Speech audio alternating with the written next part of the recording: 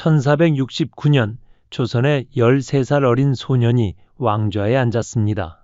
하지만 그 옆에는 진짜 권력을 쥔 인물이 서 있었습니다. 바로 조선 역사상 최초로 발을 들이운 채 정사를 듣는 수렴청정을 시작한 철의 여인이었습니다. 그녀의 이름은 정의왕후, 글 한자 모르는 여인이었지만 조선의 운명을 7년 동안 손에 쥐고 흔들었던 놀라운 인물입니다. 당대 사람들은 그녀를 자성대비라 불렀습니다.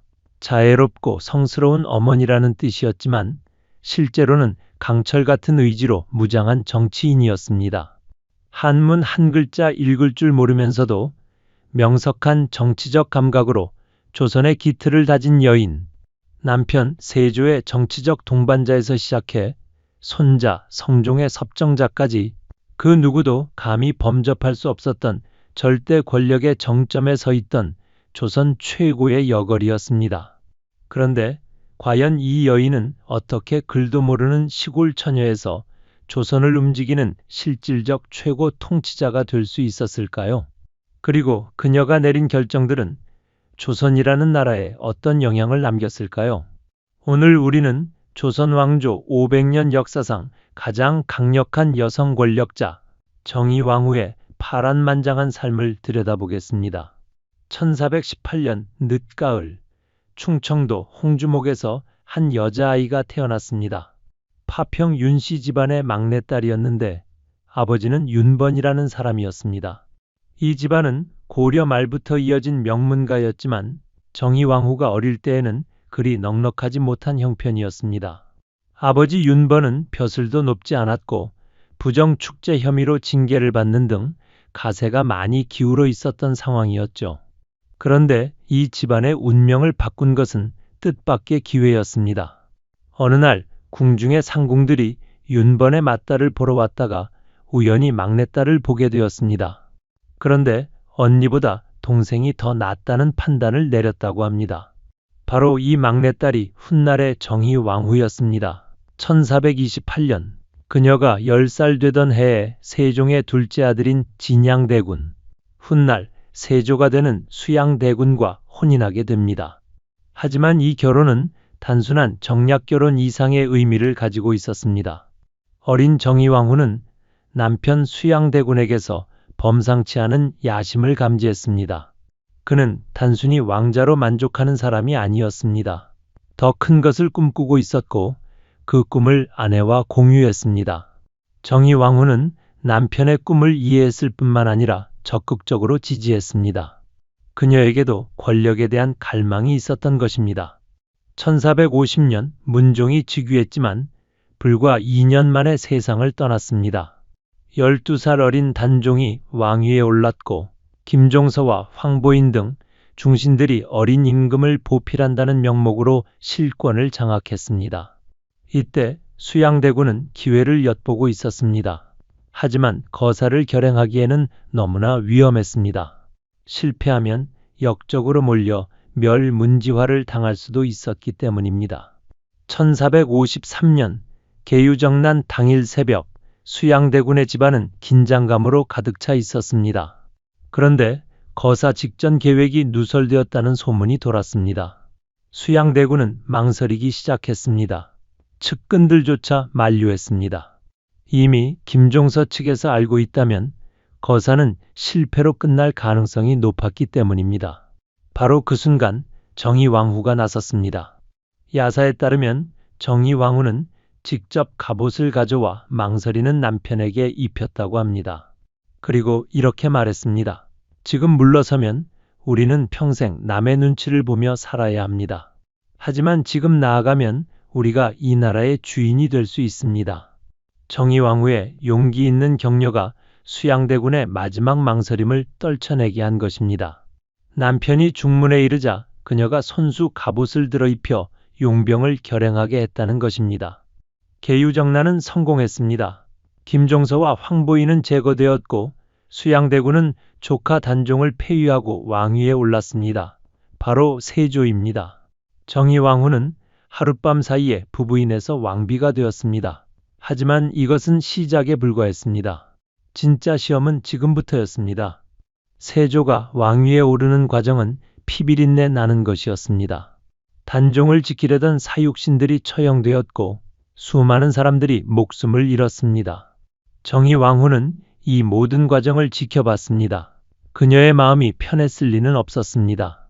특히 어린 단종이 유배지에서 죽음을 맞았을 때 그녀는 깊은 죄책감을 느꼈을 것입니다. 하지만 정의왕후는 여기서 무너지지 않았습니다. 오히려 더욱 강해졌습니다. 이미 엎질러진 물이었고 이제는 앞으로 나아가는 것만이 살 길이라고 판단했습니다. 그녀는 남편 세조가 안정적으로 왕권을 유지할 수 있도록 뒤에서 든든한 버팀목이 되었습니다. 궁중을 통제하고 신하들과의 관계를 조율하는 일에 적극 나섰습니다. 세조 시대는 격변의 시기였습니다. 새로운 왕조의 기틀을 다져야 했고 반대 세력들을 회유하거나 제압해야 했습니다. 정의왕후는 이 과정에서 남편의 가장 중요한 조언자 역할을 했습니다. 그녀는 궁중의 모든 일을 꿰뚫고 있었고 정치적 상황 판단에도 탁월했습니다.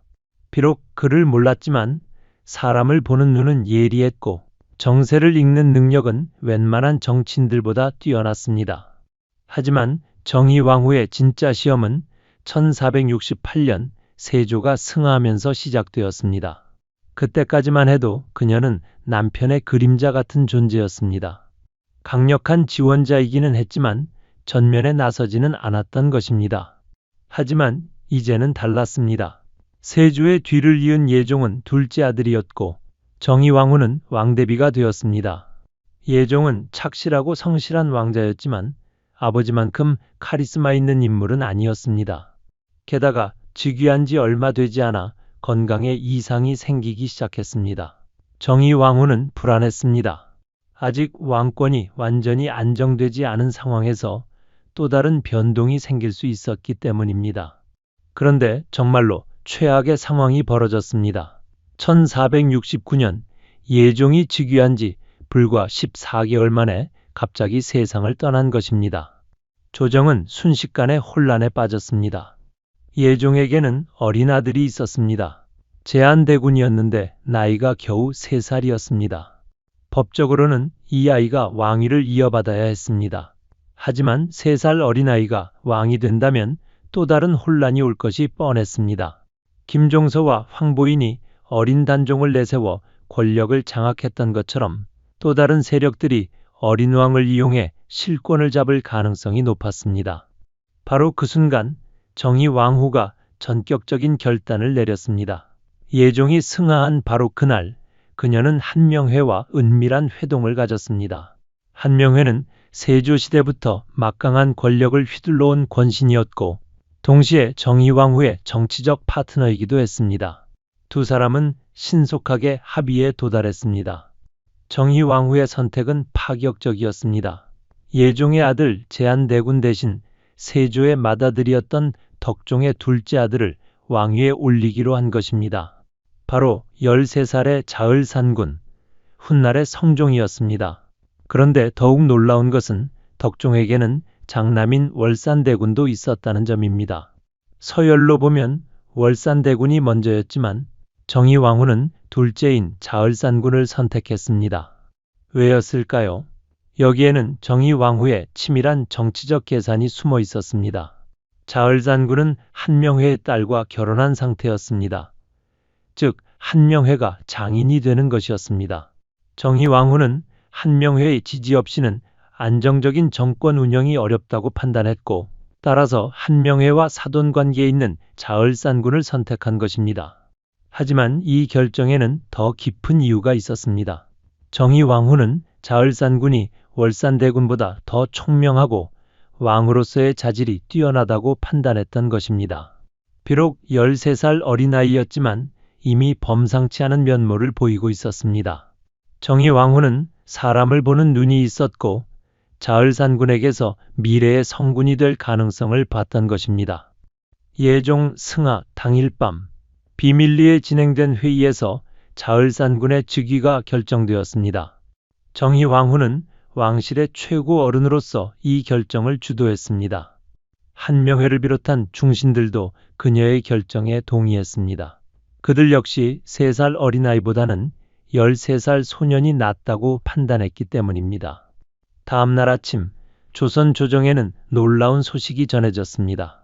자을산군이 새로운 임금으로 즉위한다는 것이었습니다. 반대 의견도 있었지만 이미 대세는 기울었습니다. 정의왕후와 한명회라는 두 거대한 정치적 파트너가 합심해서 밀어붙인 일이었기 때문입니다. 성종이 즉위하면서 정의왕후는 대왕대비가 되었습니다. 조선 역사상 처음으로 대왕대비라는 칭호를 받은 인물이었습니다. 하지만 더 중요한 것은 13살 어린 임금 대신 실질적인 국정을 운영해야 한다는 점이었습니다. 바로 여기서 조선 역사상 최초의 수렴청정이 시작되었습니다. 수렴청정이란 말 그대로 발을 들이우고 정사를 듣는다는 뜻입니다. 어린 임금이 신하들과 직접 마주 앉아 정사를 논하기에는 아직 부족하니 왕실의 어른이 발 뒤에서 지켜보며 조언을 하는 제도였습니다. 하지만 실제로는 대왕대비가 모든 중요한 결정을 내리는 것이나 다름없었습니다. 그런데 정의왕후에게는 한 가지 큰 약점이 있었습니다. 바로 그를 몰랐다는 점입니다. 당시 정치는 모두 한문으로 이루어졌습니다. 공문서도 한문이었고 신하들과의 소통도 한문으로 해야 했습니다. 하지만 정의왕후는 한글은 어느 정도 알았지만 한문은 전혀 몰랐습니다. 이 문제를 해결하기 위해 정의왕후는 놀라운 선택을 했습니다. 며느리인 소해왕후, 즉 인수대비를 자신의 정치적 파트너로 삼은 것입니다. 인수대비는 당시 여성으로서는 드물게 한문에 능통했습니다. 유교 경전은 물론 산스크리트어까지 알았을 정도로 학식이 뛰어난 인물이었습니다. 정의왕후는 이렇게 말했습니다. 나보다는 문자를 아는 며느리 수빈이 수렴청정에 적합할 것이다. 하지만 이것은 겸손의 표현이었습니다. 정의왕후는 자신이 정치적 결정권을 가지고 인수대비가 실무를 담당하는 역할 분담을 한 것입니다. 사실상 여왕과 부여왕이 공존하는 흥미로운 정치체제가 만들어진 셈이었습니다. 수렴청정 초기, 정의왕후는 조심스럽게 정국을 운영했습니다. 무엇보다 성종이 성인이 될 때까지 안정적으로 왕권을 지켜주는 것이 목표였습니다. 그녀는 급진적인 개혁보다는 점진적인 변화를 선호했습니다. 세조시대에 만들어진 기본 틀을 유지하면서도 필요한 부분은 조금씩 수정해 나갔습니다. 정의왕후의 첫 번째 조치는 민생 안정이었습니다. 수렴청정을 시작하자마자 호패법을 폐지했습니다. 호패법은 모든 백성들이 호패라는 신분증을 가지고 다녀야 하는 제도였는데 백성들에게는 큰 부담이었습니다. 정의왕후는 이를 과감히 없애고 대신 양잠을 장려하는 정책을 폈습니다. 여성 특유의 섬세함으로 백성들의 실생활에 도움이 되는 정책을 우선시한 것입니다. 하지만 정의왕후의 진짜 능력은 위기 상황에서 발휘되었습니다. 수렴청정 기간 중 여러 차례 정치적 위기가 있었는데 그때마다 그녀는 탁월한 판단력을 보여주었습니다. 특히 권신들 간의 갈등을 조정하는 능력은 탁월했습니다. 당시 조정의 실권은 한명회가 쥐고 있었습니다. 하지만 한명회 역시 만만치 않은 인물이었습니다.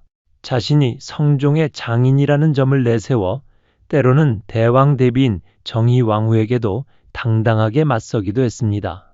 하지만 정의왕후는 한명회를 제압하기보다는 적절히 견제하면서도 협력 관계를 유지했습니다. 정의왕후와 한명회의 관계는 미묘했습니다. 정치적으로는 동반자였지만 동시에 견제해야 할 상대이기도 했습니다. 한명회가 너무 큰 권력을 갖지 않도록 균형을 맞추는 것이 정의왕후의 중요한 임무였습니다.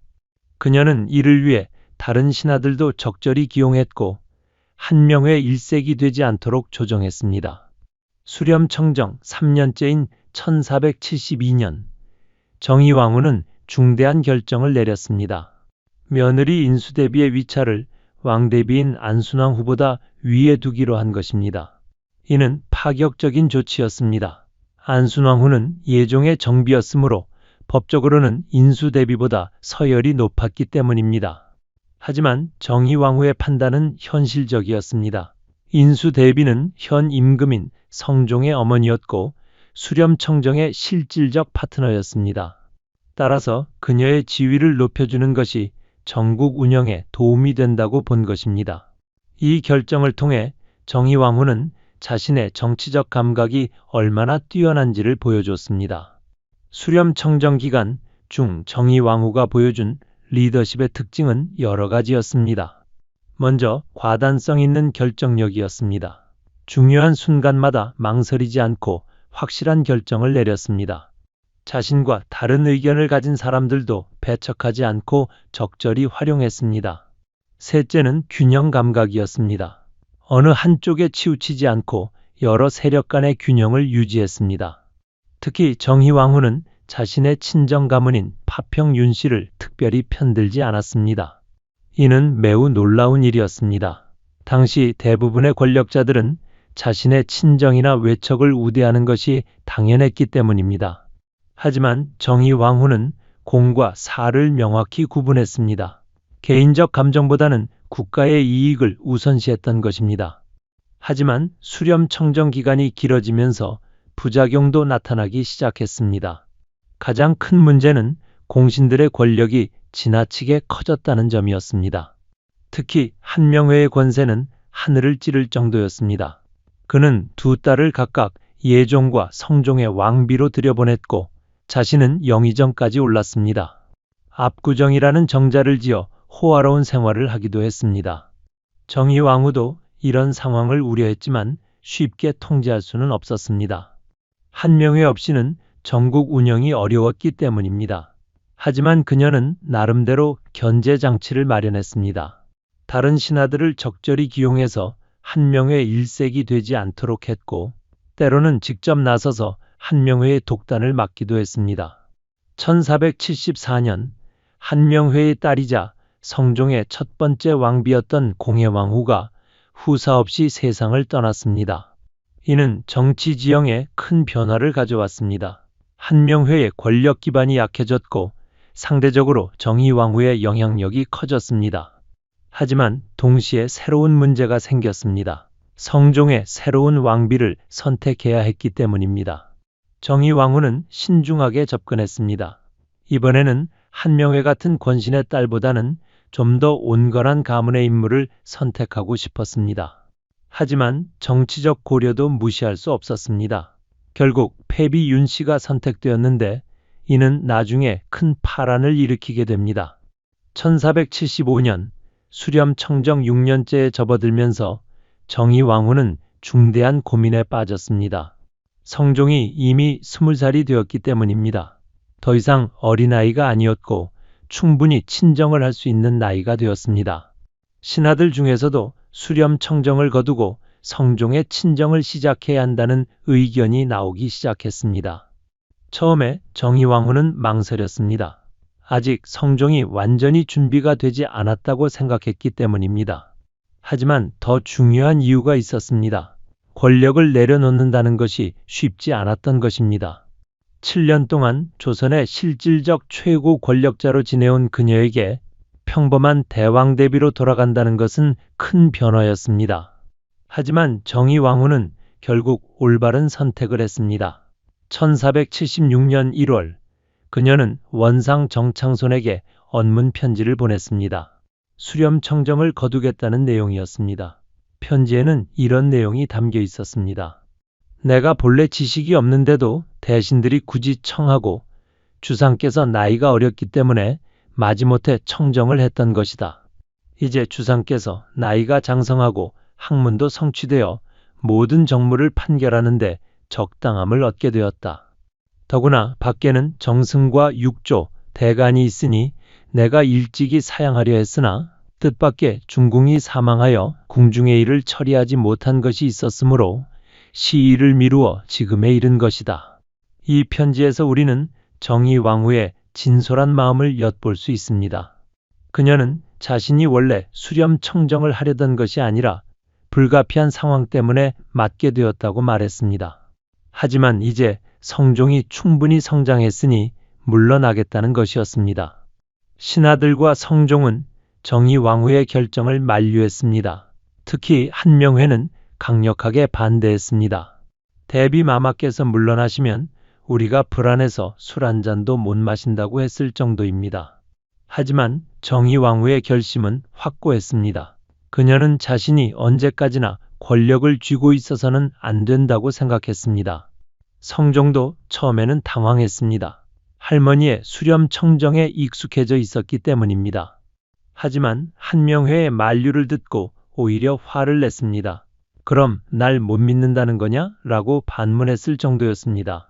성종 역시 이제는 독립적으로 정치를 하고 싶었던 것입니다. 1476년 정의왕후는 마침내 수렴청정을 거두었습니다. 햇수로는 8년, 실제로는 6년 2개월에 걸친 긴 섭정이 끝나는 순간이었습니다.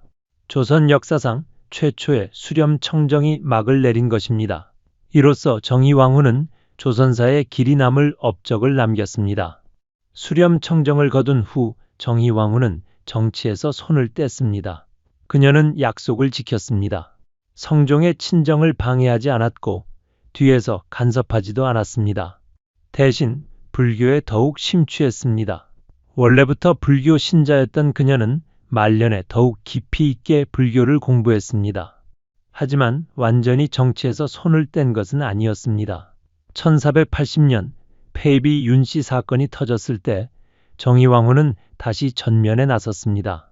성종의 두 번째 왕비였던 윤씨가 질투심에 불타 성종의 얼굴에 손톱으로 상처를 낸 사건이었습니다. 이는 왕실의 체면을 크게 손상시킨 일이었습니다. 많은 신하들이 윤씨를 폐위해야 한다고 주장했지만 일부는 관용을 베풀자고 했습니다. 성종도 망설였습니다. 하지만 정의왕후는 단호했습니다. 그녀는 언문교지를 직접 내려 윤씨의 폐위를 지지했습니다. 왕실의 기강을 바로잡기 위해서는 엄정한 처벌이 필요하다고 판단한 것입니다. 더 나아가 정의왕후는 폐비 윤씨의 사사에도 적극 관여했습니다. 사극에서는 주로 인수대비가 주도한 것으로 그려지지만 실제로는 정의왕후의 의지가 컸습니다. 그녀는 왕실의 어른으로서 질서를 바로잡아야 한다고 생각했습니다. 이 사건을 통해 우리는 정의왕후의 냉철한 면모를 볼 수 있습니다. 그녀는 개인적 감정보다는 원칙을 우선시했습니다. 비록 윤씨가 젊은 며느리였고 동정의 여지가 있다고 해도 왕실의 기강을 해친 이상 용서할 수 없다고 본 것입니다. 1483년 3월 정의왕후는 온양행궁에서 온천욕을 하던 중 감기에 걸렸습니다. 나이가 65세로 고령이었던 그녀에게는 감기도 큰 병이었습니다. 병세가 악화되어 결국 그해 3월 30일 온양행궁에서 세상을 떠났습니다. 정의왕후의 죽음은 조선 조정에 큰 충격을 주었습니다. 비록 정치 일선에서는 물러났지만 여전히 왕실의 정신적 지주 역할을 하고 있었기 때문입니다. 성종을 비롯한 모든 왕실 구성원들이 깊은 슬픔에 빠졌습니다. 정의왕후는 남편 세조와 함께 광릉에 묻혔습니다. 동원 이강의 형태로 같은 능역에 있지만 각각 다른 언덕에 조성된 능이었습니다. 그녀의 시호는 자성음, 인경, 덕선, 열명순, 원숙, 휘신의, 의신언정이, 왕후라는 긴 이름이 되었습니다. 각각의 글자마다 그녀의 생애와 업적을 기리는 의미가 담겨 있었습니다. 그렇다면 정의왕후는 조선사에 어떤 유산을 남겼을까요? 가장 큰 업적은 수렴청정 제도를 정착시켰다는 점입니다. 그녀가 만든 수렴청정의 모범은 이후 문정왕후, 정순왕후, 순원왕후, 신정왕후 등이 모두 참고했습니다. 특히 어린 임금이 즉위했을 때 왕실의 어른이 나서서 안정적으로 국정을 운영할 수 있는 시스템을 만들었다는 의미가 큽니다. 둘째는 왕권 안정에 기여했다는 점입니다. 세조의 왕위 찬탈이라는 혼란스러운 상황에서 시작된 조선 중기를 안정적으로 이끌어갔습니다. 만약 정의왕후가 없었다면 예종 사후 또 다른 혼란이 일어날 수도 있었습니다. 하지만 그녀의 과감한 결단과 안정적인 국정 운영으로 조선은 태평성대의 기초를 다질 수 있었습니다. 셋째는 여성 정치 참여의 선례를 만들었다는 점입니다. 조선은 철저한 남성 중심 사회였지만 정의왕후는 여성도 정치적 능력이 있다는 것을 보여줬습니다. 비록 그를 몰랐지만 뛰어난 정치적 감각과 리더십으로 나라를 이끌어갔습니다. 이는 이후 여성들에게도 큰 귀감이 되었습니다. 하지만 정의왕후의 수렴청정에는 부작용도 있었습니다. 가장 큰 문제는 공신 세력의 비대화였습니다. 특히 한명회로 대표되는 세조 때 공신들이 지나치게 큰 권력을 갖게 되었습니다. 이는 나중에 조선 정치의 고질적인 문제가 되었습니다. 또 다른 문제는 왕권과 신권의 균형이 깨졌다는 점입니다. 어린 성종 대신 신하들이 너무 큰 권력을 행사하게 되었고, 이는 훗날 살인파와 훈구파의 갈등으로 이어졌습니다. 정의왕후 개인의 잘못이라고 할 수는 없지만 구조적인 문제의 씨앗이 되었던 것은 분명합니다. 그럼에도 불구하고 정의왕후에 대한 평가는 대체로 긍정적입니다. 그녀는 혼란스러운 시기에 나라를 안정시켰고 조선 중기 발전의 토대를 마련했습니다. 특히 수렴청정을 통해 어린 임금을 보호하고 키워낸 것은 높이 평가받을 만합니다. 정의왕후의 인간적인 면모도 주목할 만합니다. 권력을 가졌지만 사사로운 이익을 위해 남용하지 않았습니다. 친정 가문을 특별히 편들지 않았고 공과 사를 명확히 구분했습니다. 또한 때가 되었을 때 과감히 권력에서 물러날 줄 아는 지혜도 보여줬습니다. 개인적으로는 불행한 면도 많았습니다. 남편과 두 아들을 모두 앞세웠습니다. 1457년 맏아들 덕종이 20살의 나이로 요절했고 1469년 둘째 예종도 19살에 세상을 떠났습니다.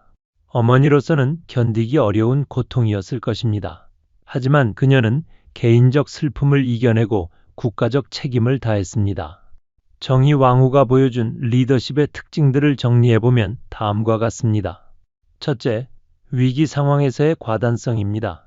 계유정난 때 남편을 격려했고 예종 사후에도 신속한 결단을 내렸습니다. 둘째, 현실적 판단력입니다. 이상보다는 현실을 중시했고 가능한 것과 불가능한 것을 정확히 구분했습니다.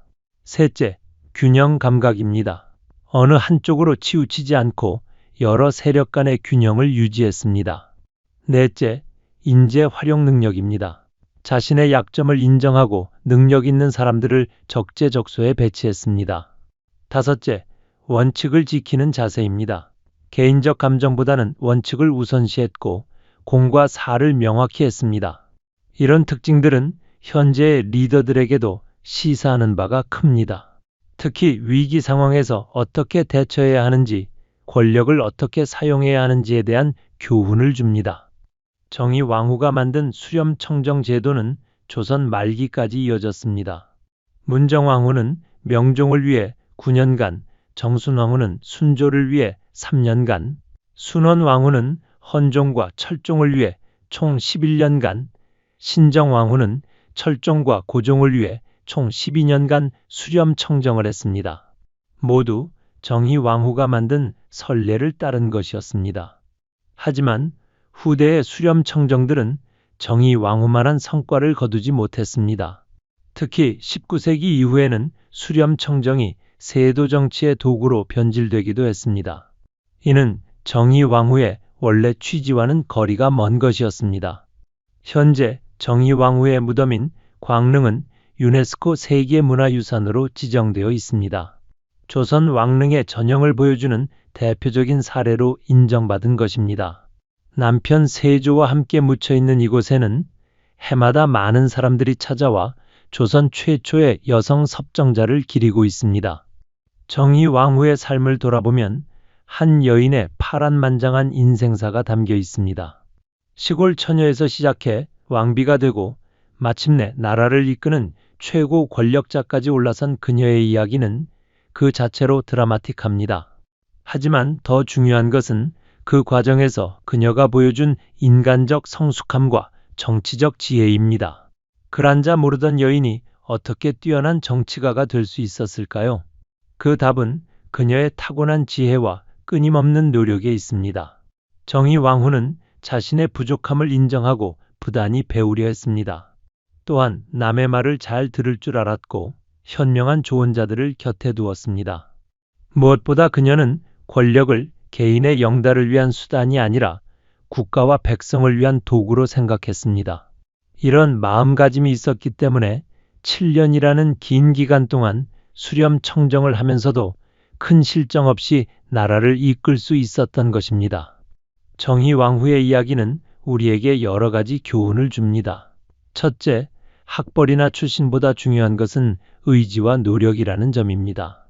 그녀는 글을 몰랐지만 타고난 지혜와 불굴의 의지로 모든 어려움을 극복했습니다.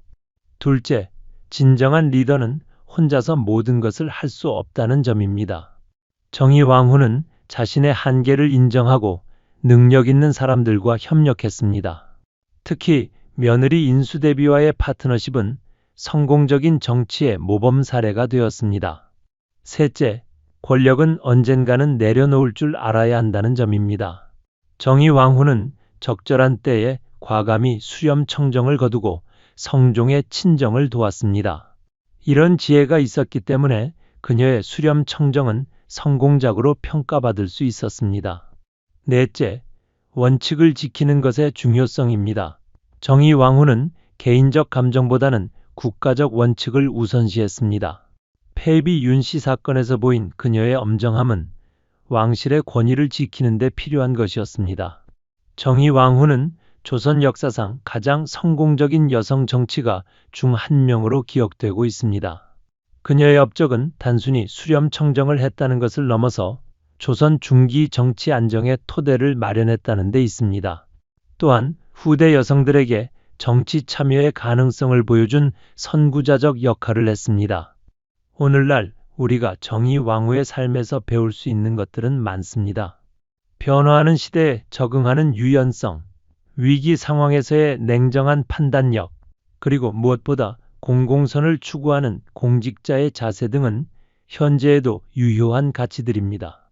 정의왕후의 이야기는 또한 우리 역사 속 여성들의 역할을 재평가하게 만듭니다. 조선시대가 남성 중심 사회였다고 해서 여성들이 수동적 존재만은 아니었다는 것을 보여줍니다. 오히려 적절한 기회가 주어졌을 때 뛰어난 능력을 발휘할 수 있었던 것입니다. 그렇다면 정의왕후는 과연 어떤 인물이었을까요? 그녀는 시대를 앞서간 선각자였을까요? 아니면 주어진 상황에 최선을 다한 현실주의자였을까요? 아마도 둘 다였을 것입니다. 그녀는 현실을 정확히 파악하고 주어진 조건 하에서 최선의 선택을 한 현실주의자였으면서도 동시에 새로운 가능성을 열어간 개척자이기도 했습니다. 무엇보다 정의왕후는 책임감 있는 지도자였습니다. 권력을 가졌지만 그 권력을 남용하지 않았고 항상 국가와 백성을 먼저 생각했습니다. 개인적 욕심보다는 공공의 이익을 우선시했고 어려운 결정을 내려야 할 때도 주저하지 않았습니다. 조선 왕조 500년 역사를 통틀어 정의왕후만큼 성공적으로 권력을 행사한 여성은 드뭅니다. 그녀 이후에도 문정왕후, 정순왕후 등 강력한 여성 권력자들이 있었지만 정의왕후만큼 균형 잡힌 정치를 보여준 경우는 많지 않습니다. 특히 정의왕후의 수렴 청정은 어린 임금을 보호하고 키우는 것이 주목적이었습니다. 자신의 권력 욕심 때문이 아니라 국가의 필요에 의해 정치에 나선 것이었습니다. 그리고 목적을 달성한 후에는 과감히 물러났습니다. 이런 모습은 진정한 공인의 자세라고 할 수 있습니다. 오늘 우리는 정의왕후라는 한 여인의 삶을 통해 리더십이 무엇인지, 권력을 어떻게 사용해야 하는지, 그리고 국가를 위해 개인이 어떤 희생을 감수해야 하는지에 대해 생각해 보았습니다. 그녀의 이야기는 600년 전의 이야기이지만 오늘날에도 여전히 유효한 교훈들을 담고 있습니다. 마지막으로 정의왕후의 묘지명에 새겨진 글귀를 소개하며 마무리하겠습니다. 태어나면서 맑고 영특하여 덕이 깊고 행실이 바르며 나라를 다스리는데 공이 많았다. 비록 짧은 글이지만 그녀의 일생을 잘 요약한 말이라고 생각합니다. 조선의 철의 여인 정의왕후. 그녀는 글을 몰랐지만 지혜로웠고 여자였지만 강했으며 권력자였지만 겸손했습니다. 그리고 무엇보다 자신에게 주어진 책임을 끝까지 다한 진정한 리더였습니다. 그녀의 삶은 오늘을 사는 우리 모두에게 귀감이 되는 위대한 유산이라고 할 수 있을 것입니다.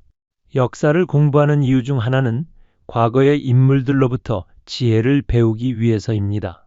정의 왕후의 이야기는 그런 면에서 우리에게 많은 것을 가르쳐 줍니다. 그녀처럼 어려운 상황에서도 굴복하지 않는 의지, 자신의 한계를 인정하고 남과 협력하는 겸손함, 그리고 공공의 이익을 위해 개인의 욕심을 절제하는 공인정신을 우리도 배워야 할 것입니다. 여러분도 정의 왕후의 이야기를 통해 진정한 리더십이 무엇인지 생각해보는 기회가 되었기를 바랍니다. 그리고 앞으로 우리 역사 속 다른 인물들의 이야기도 계속 관심 가져주시기 바랍니다. 역사는 단순한 암기 과목이 아니라 삶의 지혜를 배우는 보물 창고이기 때문입니다. 지금까지 조선 최초의 수렴 청정을 한 철의 여인 정의왕후의 이야기였습니다. 시청해주신 여러분께 감사드리며 다음에도 더욱 흥미진진한 역사 이야기로 찾아뵙겠습니다. 구독과 좋아요도 잊지 말아주세요.